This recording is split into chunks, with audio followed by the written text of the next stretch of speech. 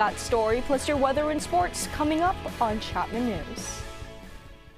From Orange, California, live from Dodge College of Film and Media Arts, this is Chapman News. Good afternoon and welcome to Chapman News. I'm Madison Miller. And I'm Isabella Savea. Our top story today, the House has voted the release of Epstein files.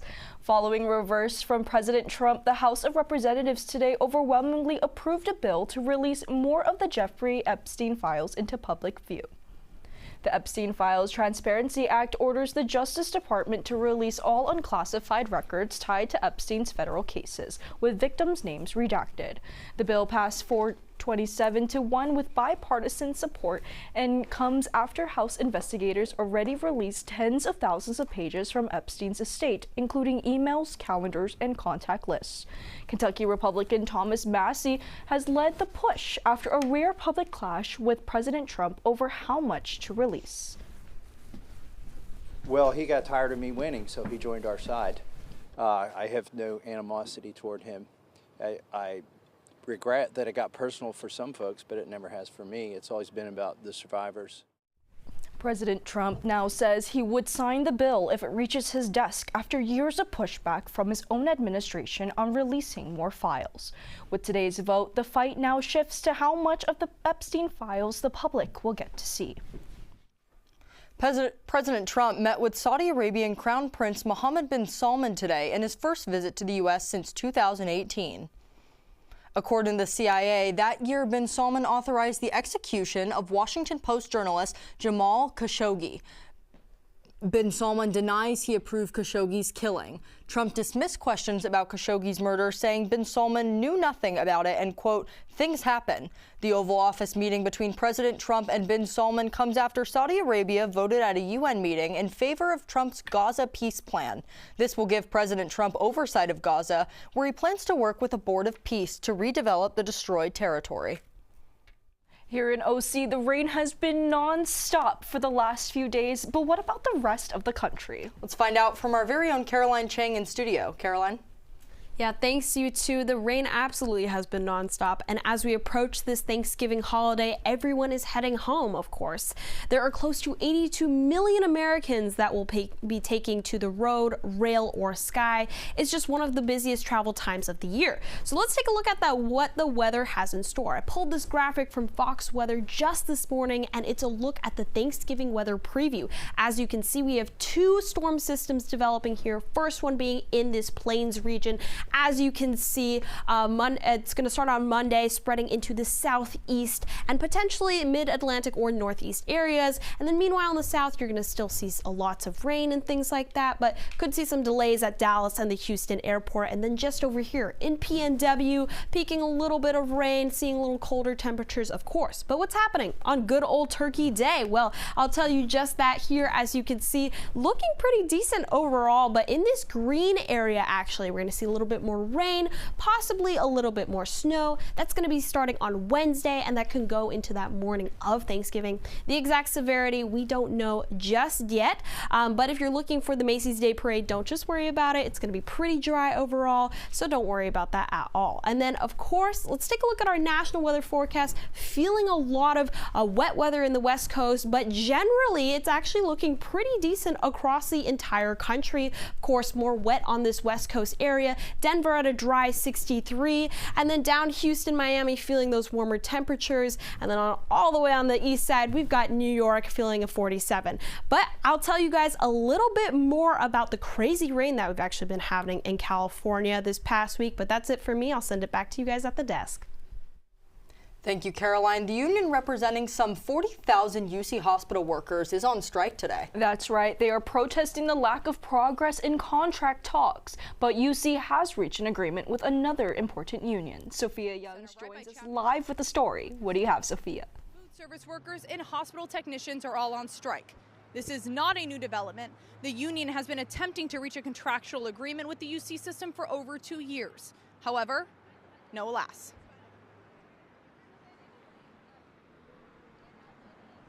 Now, another union representing nurses had planned to join these workers and to show solidarity.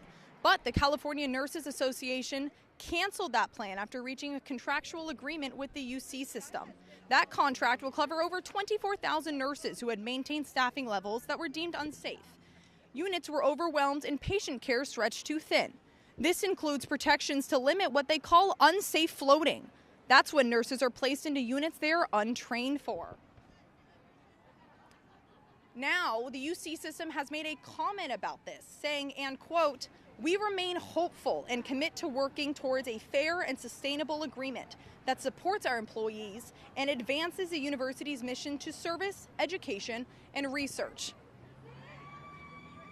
I'm live at the UCI Medical Center. Sophia Youngs with Chapman News. Thank you, Sophia. After months of pressure from advocates, the city of Garden Grove is taking steps to support immigrant families. The City Council is moving forward with plans to create an online immigration resource hub to connect residents with legal aid, know your rights information, and community services. The city previously refused to take a formal stand against the Trump administration's ICE enforcement sweeps.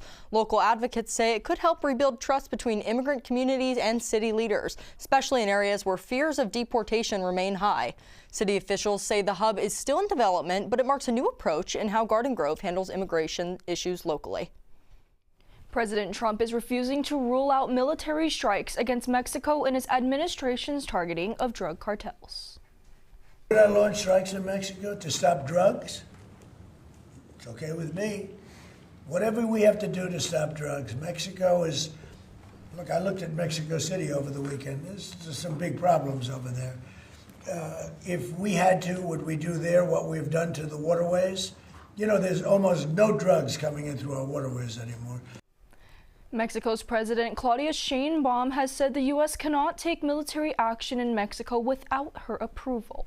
Trump has not announced any direct military plan, but his administration has conducted strikes on what it claims are drug trafficking boats in the Caribbean and Pacific. The union representing Santa Ana Police wants a local independent journalist to stop contacting its officers. Reporter Ben Camacho has been writing about the Santa Ana Police Department for the last 2 years. In August, he received a cease and desist claim from the Police Association. Camacho says he is not intimidated by that action. I'm just doing journalism, and their people, you know, the association, their officers, they see that as a problem.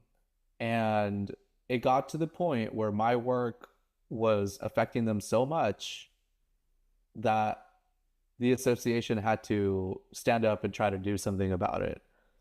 Now, Chapman News requested comment from the Santa Ana Police Union but did not receive a response. However, the union did post a statement on its Instagram calling Camacho an online blogger with an anti-police bias.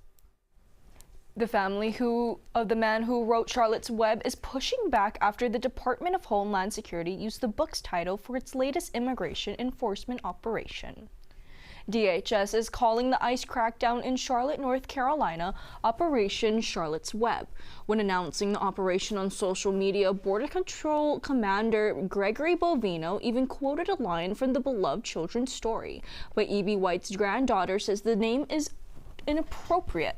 In a statement, Martha White said the tone of the federal raids is the opposite of what her grandfather stood for. She says he would never support fear-mongering or masked agents entering people's homes. Since the raids began this past weekend, officials say more than 200 people have been taken into custody. There is no information as to how many of those who were arrested have criminal records. And since this is our last newscast of the semester, we want to recognize some of our seniors and thank them for all their hard work. Starting off, we have Sherahan Tahiti. Cher is a screenwriting major with a broadcast journalism minor. She's from Sheboygan, Wisconsin, and her goal is to work in screenwriting or digital journalism and develop her own scripts. We wish her luck in her future career. 1 week since the tragic passing of a Cal State Fullerton star, on and off the field. I'm Nico Schwegler, and coming up, I'll tell you more about what universities across the nation are doing to protect their student athletes while riding electric vehicles. And a new surf park is coming to Newport Beach, but not everybody is on board. I'm Angela Hara, and I'll have more on that after the break.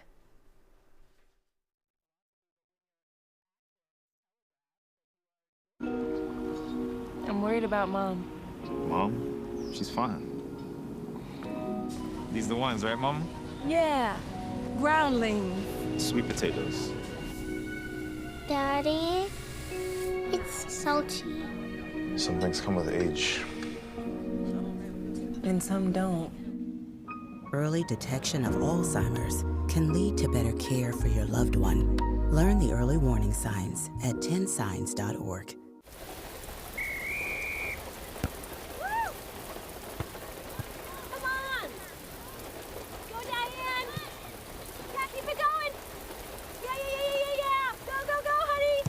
If you love them enough to drive an hour to cheer them on as they get beat 11-0 in the rain, then surely you'll check nhtsa.gov/the-right seat to make sure they're correctly buckled in the back seat.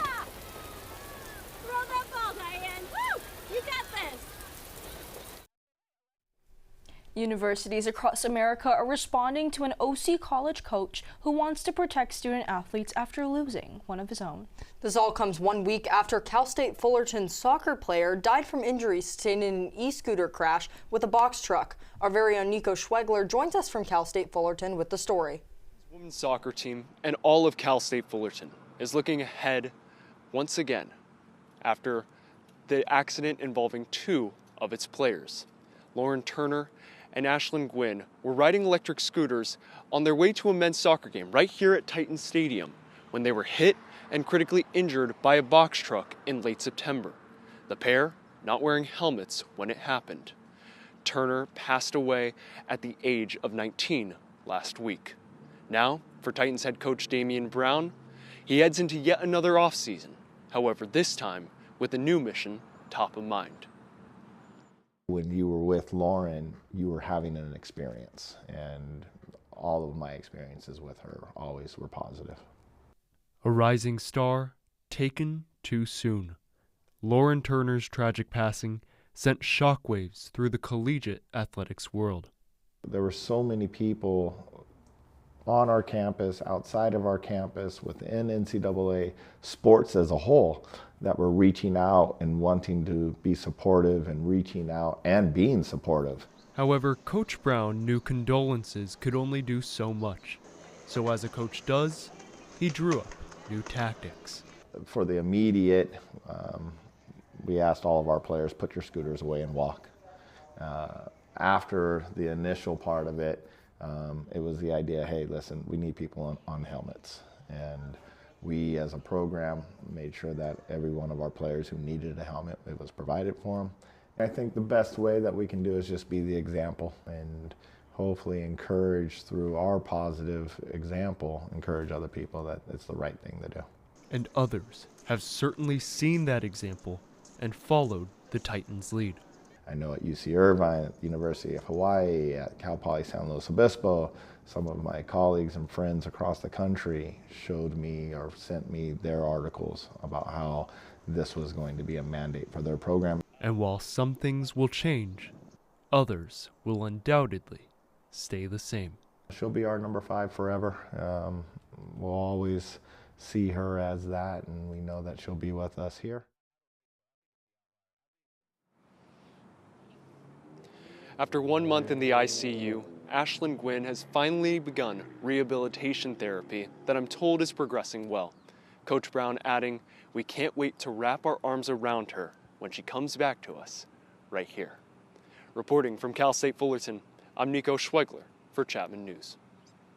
Thank you, Nico. President Trump has repeated his threat to move the 2026 FIFA World Cup matches from cities with Democratic mayors and crime problems. That includes Los Angeles, with matches scheduled for SoFi Stadium, as well as the Bay Area, where matches are slated for Levi Stadium in San Jose. The governors are going to have to behave. The mayors are going to have to behave. You know, in the case of California, you have a problem. You have high crime, and you have a place that just suffered great fires and everything else, and they didn't do a very good job. And if we didn't go in from the crime standpoint, you would have had a disaster. It was not going to be handled properly. Gianni Infantino was at the president's side during the press conference, emphasizing that safety and security is the #1 priority for a successful World Cup. Many college students seek out internships to gain professional experience, but there are scammers looking to take advantage of students. I spoke to one Chapman student about her experience. Here's her story, along with some tips on what to look out for. Going through LinkedIn looking for an internship or maybe even a post-grad job and came across a post that seemed a little fishy. Well, it's not your imagination. The Federal Trade Commission says internship scams are up 19% in the first half of 2025 compared to 2024. Gabriela Reynoso is a junior at Chapman University who was recently on the hunt for an internship. I don't have much internship experience, so by no means am I trying to go to the huge companies. So I'm definitely trying to start small so I can get some experience. Gabriela was on LinkedIn. She came across a listing from Signal Broadcast Network. The company set up a virtual interview with Gabriela. In an hour-and-a-half-long conversation with a recruiter, Gabriela was told the company had CIA connections and exclusive White House access. Gabriela knew something was wrong, but before she knew it, she had an offer. I think my initial reaction was kind of just very surprised, even though I was already having this gut feeling that something was off. The recruiter referred Gabriela to a Signal Broadcasting employee named Eric Sinati to continue with next steps. Gabriela did a quick Google search of Sinati. So who is Eric Sinati? Well, according to WHQR in Wilmington, North Carolina, he's a convicted felon with a history of attempted deception. His previous offenses include impersonating a police officer. Right after that, I was yeah, there's no way, this is legit. Lisa Chow, the career manager at the Chapman University Center for Career and Professional Development, says scammers are often looking for money or personal information, and it's important to always be vigilant. A common scam that's out there is if they ask for your personal bank information and they'll wire you some money for you to make some purchases for them. And then in the end, when you try to make those purchases, you realize, hey, that check is bouncing, but then they already have your personal information at that point. Chow says other red flags to look out for include job postings and emails, and if the company has no interaction with you before making an offer. Chapman News reached out to Signal Broadcast Network for comment and was told Sinati does not work for Signal. Sinati hosts a podcast on BBS Radio, which Signal Broadcast Network did mention in their internship offer to Gabriela. To report a scam, you can go to reportfraud.ftc.gov. Newport Beach City Council has voted to build a new surf park. But its proposed location, replacing part of a local golf course, comes with challenges. Our Angela Harris joins us live in studio with more. Yeah, that's right, guys. The Snug Harbor Surf Park would create artificial waves, which surfers and those who want to learn how to surf, just like me, could enjoy year-round. But the proposal isn't favored by everybody. For one thing, it would be located close to John Wayne Airport. According to a report from LAist, the Airport Land Use Commission expressed concerns about the project prior to the council's vote, saying the area could be susceptible to aircraft accidents. The commission tells us, quote, ALUC was concerned with the city's estimate of approximately 5,000 to 10,000 spectators that could be on site during special events. The project site is located in safety zones 2, 4, and 6 for John Wayne Airport, and each safety zone has land use capability standards defined by Caltrans in the Airport Land Use Planning Handbook, end quote. The website Golf Week notes that the new surf park would mean the loss of part of Newport Beach Golf Course, described as one of just a few affordable courses in the area. On the other hand, Newport Beach City Council member Eric Wygand tells me the proposed surf park could be transformative. They don't want to build in areas that could potentially be in, say, a crash zone, but currently there's a recreational use right now where hundreds and hundreds of people are at every single day at the exact same spot where they're practicing golf or playing golf. So I don't see an incident happening there. Air travel continues to get safer and safer. So that is more just the county moving its liability off from them and shifting it to others. But I see it as an extremely safe place, and there's already people on that site today, just as there will be tomorrow. Yeah, and as you heard there, Wygand dismisses concerns about the park being too close to the airport.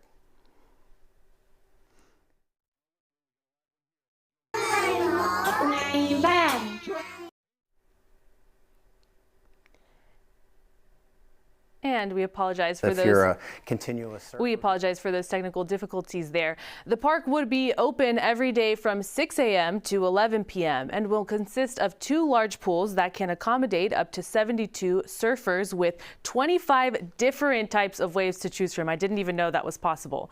The golf course's lease ends in 2027. Councilmember Wiegand tells me they will start construction of the park soon afterward. It's expected to take about 1.5 years. I'm Angela Hara reporting for Chapman News. Back to you guys. Thank you, Angela. Dual immersion language programs, also known as DIL, promote bilingual education.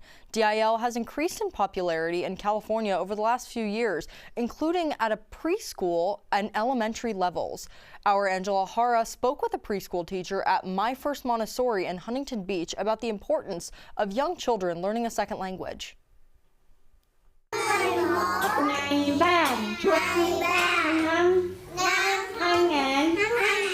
Every morning around 9 a.m., this is what Miss Christine's classroom sounds like. She starts her lesson plan with her students speaking Vietnamese.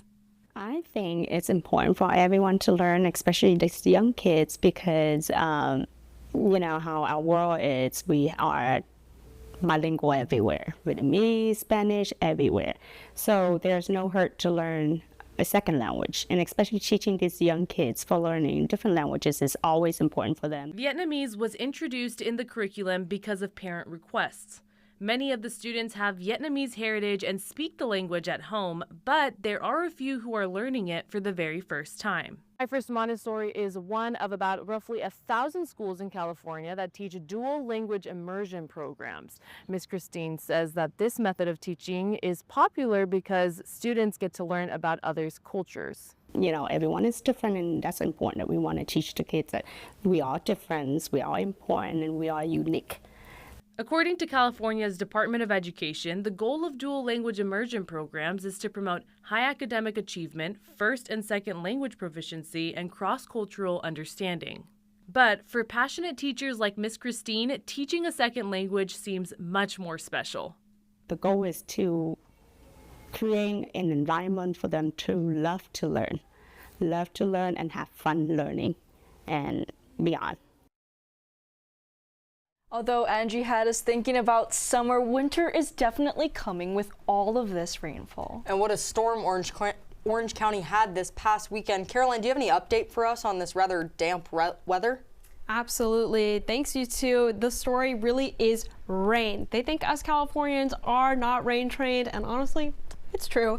But let's get into today's forecast. Today we get a little break from all of that rain with a lot of cloud coverage, as you can see right over here. High of 60, low of 48. I was out and about all weekend, and oh my goodness, that rain was coming down cats and dogs. So I wanted to take a look at the precipitation we actually saw in those last 3 days. You can see here Orange sitting about 3.5, Fullerton a little more than that, and then Costa Mesa just a little underneath 3 inches. Now, the reason for this rain was a strong low pressure system that was brought about from the Pacific, bringing in a ton of moisture kind of down here, and then of course bringing in over here. But this is a current look at the weather radar from for the rest of today, actually, and as you can see, very little rain spots from what we've been seeing, just some sprinkling across the SoCal area, and now of course those temps are actually staying synonymous with the OC area. And you can see, if you take a look over here, we're seeing some twinning between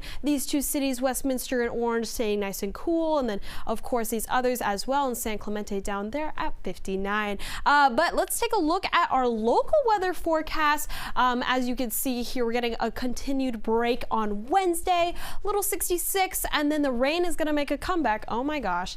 PM rain 62 degrees, AM and 65, but then we get a break Saturday, Sunday, nice weekend sun coming right back and approaching the most wonderful time of the year. I'd say it's the season to whip out a blanket, book, or a little candle. So that'll be it for me. My name is Caroline Chang, reporting for Chapman News. And as our semester winds down, continuing with our senior spotlight, we have Angela Hara. She's a broadcast journalism and documentary major with a minor in Latinx studies. Angela is from Palm Springs, California. In the new year, she'll be joining KXLY Channel 4 in Spokane, Washington as a reporter. We wish you the best of luck, Angela. My name is Ryan Kaiser. Coming up here, we'll tell you about how an OC native is hitting for the cycle as in the new Women's Professional Baseball League. That and more coming up in sports.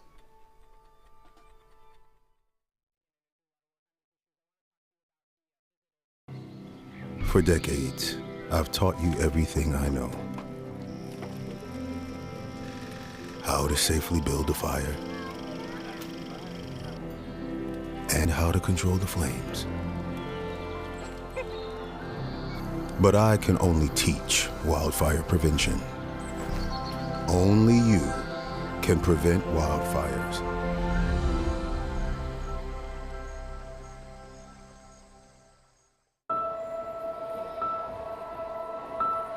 Some people judge a book by its cover, and if you're not what people are looking for, you're kind of like a reject.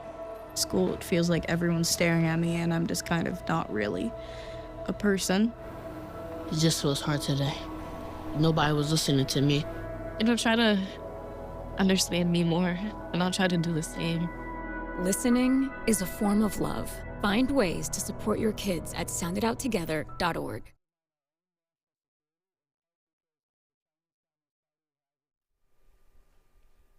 Those lucky pennies you find on the ground just got even more valuable. That's because the U.S. Mint has stopped making pennies.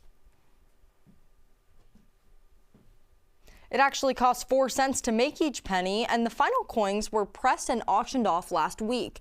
However, for some people, the penny still adds a nostalgic factor to purchases. We asked some Chapman students if they'll miss pennies. I'm not going to have the whimsy in purchases anymore. There's a joy in finding a penny, or a nickel, or a quarter, and you're taking that away. You know, I'm going to the gas station and paying for that soda can with my coins. I low-key only use Apple Pay. I low-key also don't have a physical credit card either. So genuinely all I do is pay with my phone. So it won't affect me that much. These copper coins are still in circulation. The death of the penny is part of the ongoing transition to digital currency. So the next pennies that are found on the streets or in a coffee shop could be extra lucky, as they're now extra rare.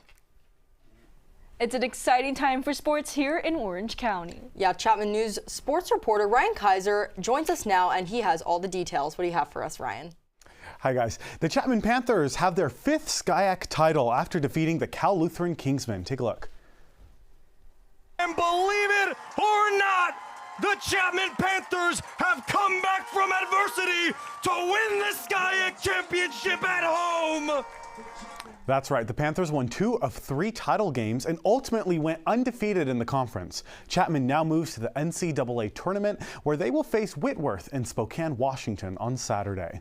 And turning to hockey, the Anaheim Ducks are on a roll and now lead the Pacific Division standings just ahead of the LA Kings. So far this season, the Ducks have a total of 25 points. They finished last season with a total of 80 for some perspective. The LA Kings, on the other hand, have a total of 24 points. The Ducks took the division lead after last night's game, where they beat the Utah Mammoths 3-2. Next up, the Ducks will face the Boston Bruins tomorrow. And no surprise here, Shohei Ohtani has unanimously been named the National MLB MVP. That's a tongue twister, beating out the Phillies' left field Kyle Schwarber. This is the 4th time Ohtani was named his league's MVP, only the 2nd player ever to do that. Take a look at what he had to say. Yeah, it's truly an honor. But before I say that, I wanted to just give a big shout out to Juan Soto and Schwarber. They had amazing seasons as well. It was Last year, when Ohtani was recovering from his 2nd major surgery to his elbow, he became the first full-time designated hitter to win an MVP award. All right, and a rising baseball star here in OC has her sights set on the big leagues. That is the Women's Professional Baseball League, which is set to make its debut next year. Our Caroline Chang has the story. I get to play on a professional baseball field?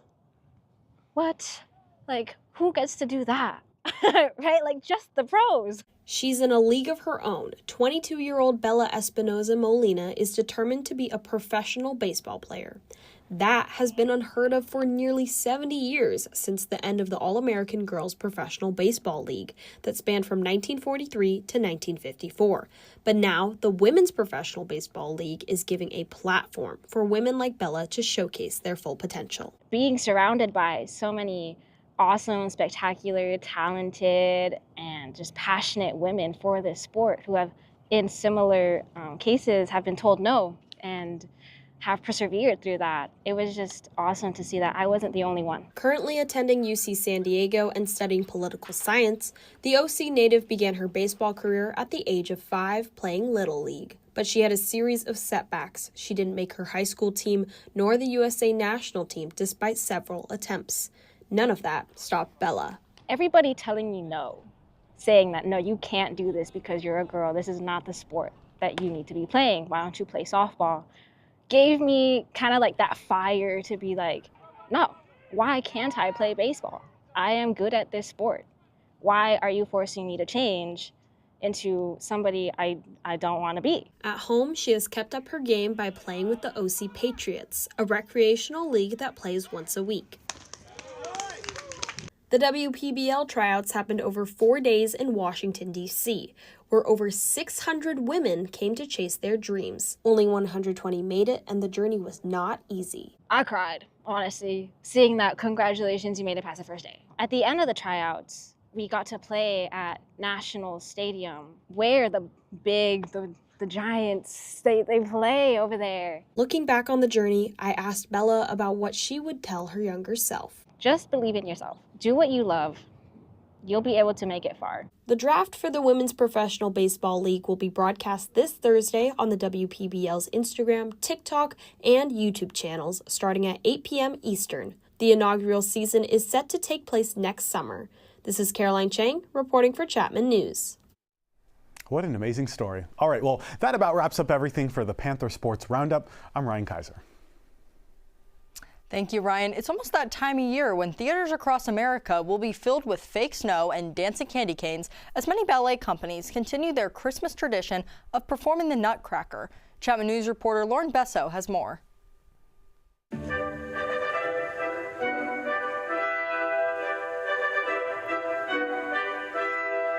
The Nutcracker is the most performed ballet across America and has become a holiday tradition for many. But before Clara can fly off to the land of the sweets, dancers and choreographers are hard at work for months perfecting their performances.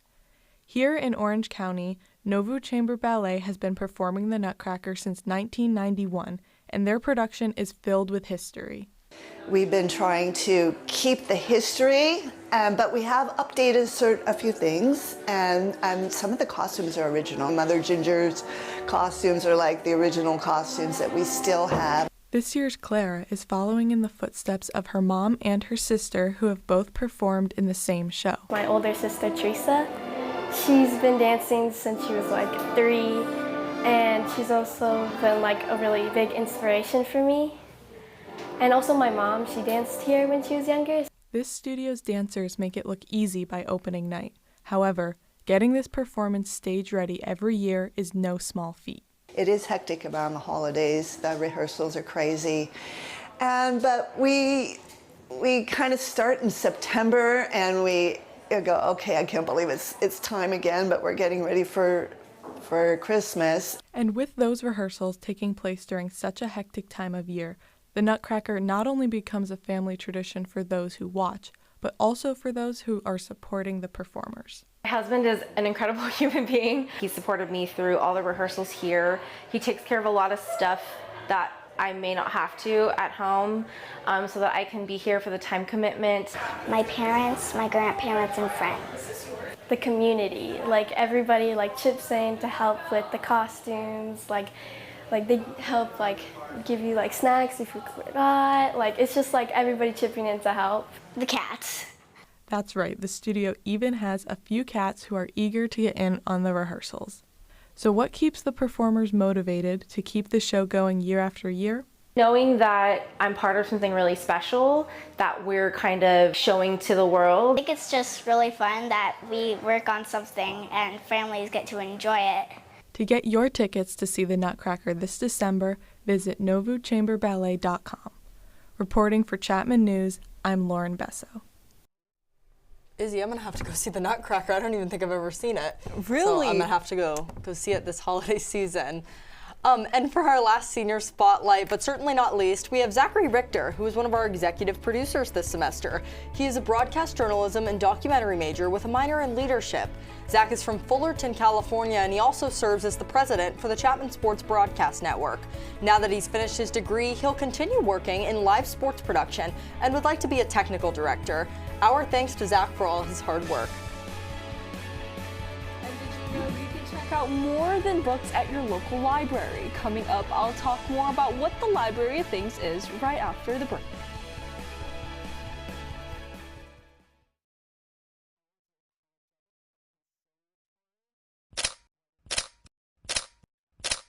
Good afternoon. I'm Natalie Ross. And I'm Samantha Thomas. Good afternoon and welcome to Chapman News. I'm Stephen. Good afternoon and welcome to this edition of Chapman News. Since 2010, Chapman News has been covering weather, entertainment, sports, politics, and news, broadcasting from Dodge College's Marionette Studios.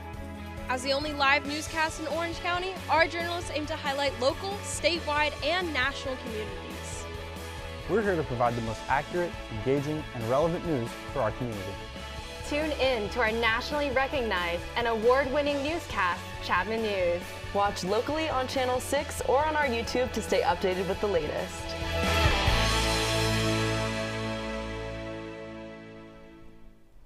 Did you know you can check out a lot of more than just books at some of our local libraries? Everything from pasta makers to metal detectors are available with just a swipe of your library card. I got a chance to check out what's on the shelves at one of OC's libraries.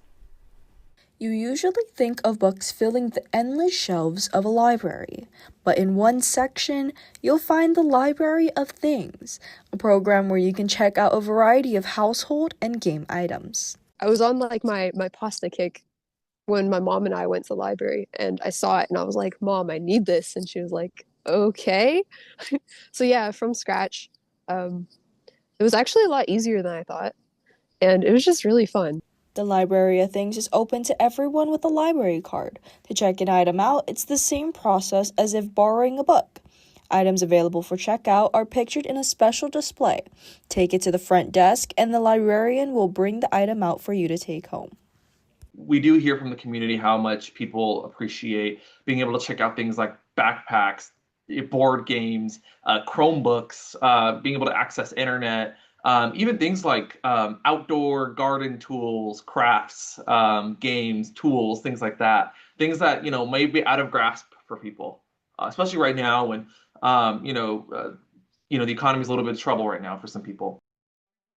If you're looking to try something new or in need of an ukulele for your next jam sesh, visit ocpl.org for what's offered at the Library of Things near you.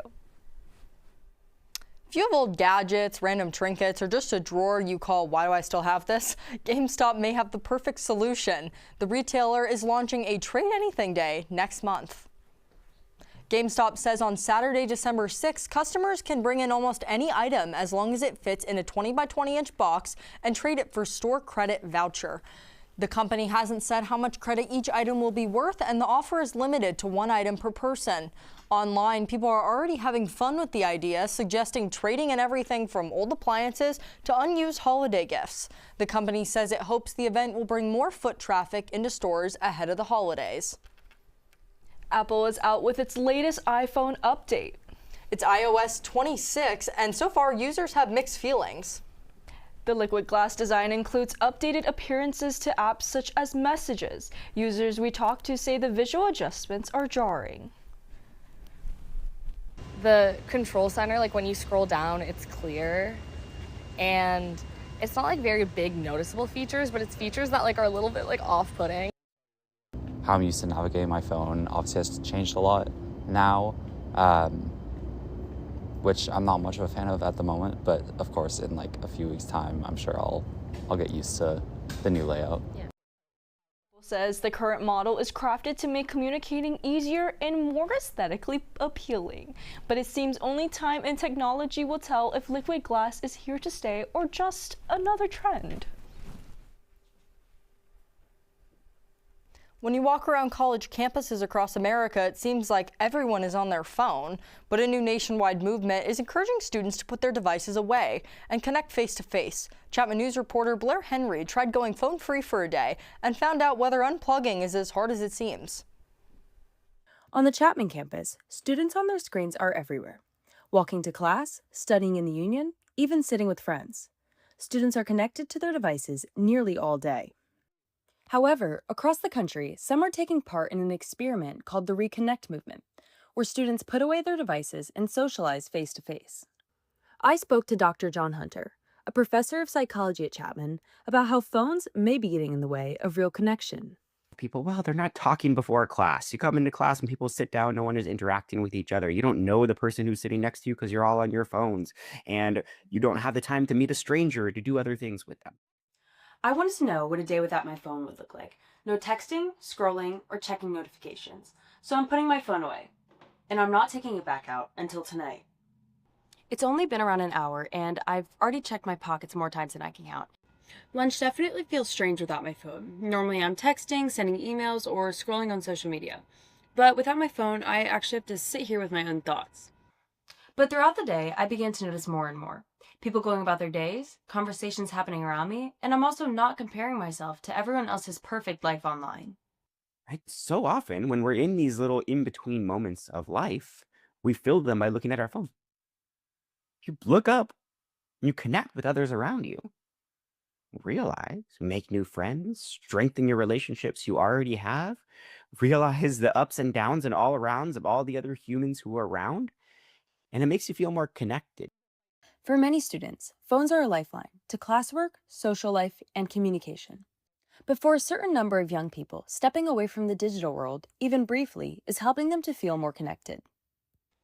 After a full day of being unplugged, yes, I was excited to get my phone back. But it made me realize how deeply ingrained my habits are, and how rare it is for me to be fully and truly offline. And on campuses across the country, more and more students are wondering, what would happen if we looked up from our phones? For Chapman News, I'm Blair Henry. Wow, I think I might have to take a little bit of a break from my phone. Me too. And well, that's all we have for this semester of Chapman News. I'm Isabella Savea. And I'm Madison Miller. Thanks for watching, and we'll be back in 2026. We hope you'll continue to follow us on social media.